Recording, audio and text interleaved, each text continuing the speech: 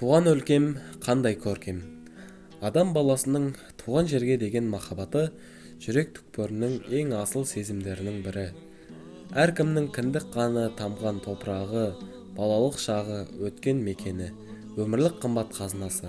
Мен үшін туған өлкем тек жер ғана емес, ол тарих, дәстүр, табиғат, руханияттың тұтас әлемі.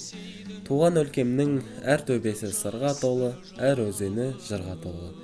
Таң атқанда арайлап шыққан күннің шуағы туған жердің көк майсалы даласына ерекше нұр сыйлайды.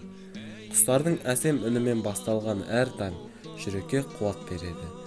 Жазғы даланың самалы, қыстағы әппақ қары және көктемгі гүлге толы қырлары бәрі көздің жауын алып, жанға шуақ шашады. Менің өлкем, ата-бабамның табаны тиген қасиетті мекен. Бұл жердің олардың арманы, еңбегі, маңдай тері жатыр. Әрбір төбе, әрбір бұлақ, ел тарихынан сыр шертетін шежіре. Сондықтан да туған өлке табиғатымен ғана емес, оның өткенімен де қымбат. Туған жерді сүю, оны құрметтеу, қорғау, табиғатын аялау, тарихын ұмытпау, мәдениетін дәріптеу, әрбір ұрпақтың міндеті.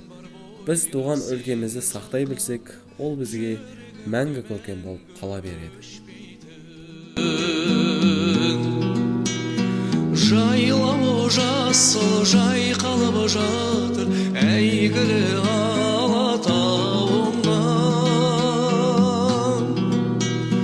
гүліндей жайнап асырса ойнап еркелеп өскен ауылым, гүліндей жайнап асырса ойнап еркелеп өскен ауылым.